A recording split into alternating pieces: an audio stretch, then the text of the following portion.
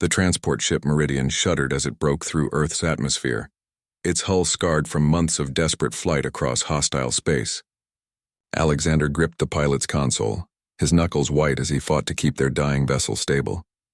Beside him, Emma monitored the communication channels, her face pale but determined. "Still nothing from the Galactic Council," she reported, her voice barely above a whisper.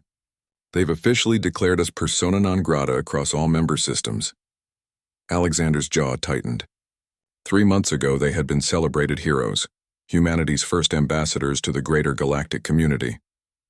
Then came the discovery that would change everything. Proof that the Council had been systematically harvesting resources from primitive worlds for millennia, including early raids on Earth's moon centuries before humanity achieved spaceflight.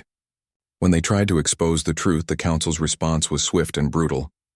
Branded as terrorists and liars, Alexander and Emma found themselves hunted across 12 star systems. One by one, every allied species turned their backs on them. The Zenthari, who had once called humans noble warriors, refused them passage. The crystalline Vexhi sealed their borders. Even the peaceful Malari, humanity's first contact and supposed friends, denied them sanctuary. "Incoming transmission from Earth Control," Emma announced, her fingers dancing across the console. They're giving us landing clearance." Alexander felt a surge of emotion he hadn't expected. Home. After months of running, of being rejected by every corner of the galaxy, Earth was welcoming them back.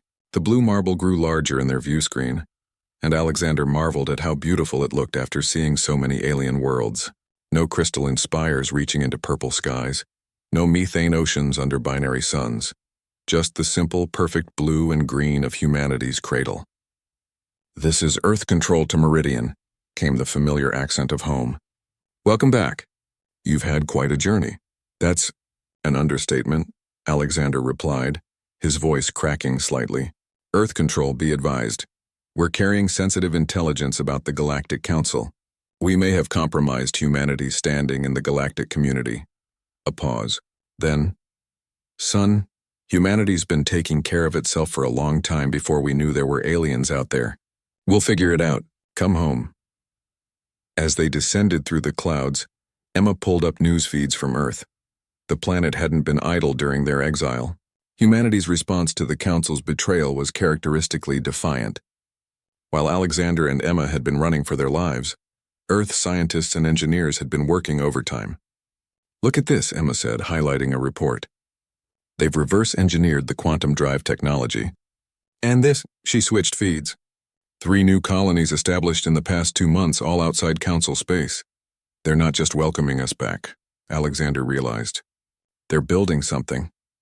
The landing pad at Geneva Spaceport was crowded with people, scientists, military officials, and civilians who had come to witness their return. As the Meridian touched down with a final shudder, Alexander saw familiar faces in the crowd. Dr. Sarah Chen from the space program, General Martinez from Strategic Command, and dozens of others who had believed in humanity's place among the stars. But it was the sign held by a young girl in the crowd that made Alexander's eyes water. "Welcome home, heroes." They were met at the airlock by Director Harrison of Earth's Xenological Division. "Alexander, Emma," he said, clasping their shoulders. "The data you transmitted, it's changed everything." Over the following hours, they learned the extent of Earth's response. The evidence of Council corruption had spread like wildfire through human space.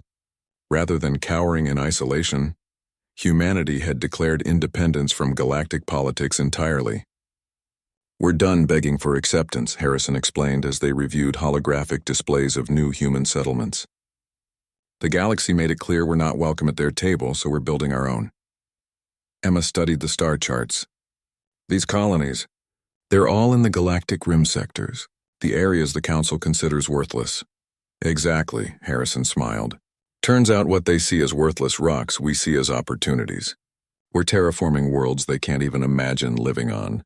Ice planets, high radiation systems, gas giant moons, places where human adaptability and stubbornness become advantages."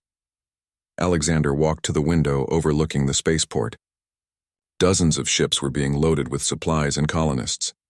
Not the sleek, organic designs favored by Council species, but robust, angular vessels built for functionality over aesthetics. Uniquely, unmistakably human. The other species, Emma asked. Have any of them reached out? A few, Harrison admitted. Quietly. The Malari ambassador sent a coded message last week. Seems some species are having second thoughts about the Council's methods, but we're not holding our breath. As night fell over Geneva, Alexander and Emma stood on the observation deck of the Space Center, watching Earth's lights twinkle below them. In orbit, construction lights marked the skeleton of humanity's largest ship yet, a colony vessel designed to carry 50,000 people to the furthest reaches of the galaxy. We lost everything out there, Emma said softly. Our mission, our allies, our faith in galactic civilization. Alexander nodded, then smiled.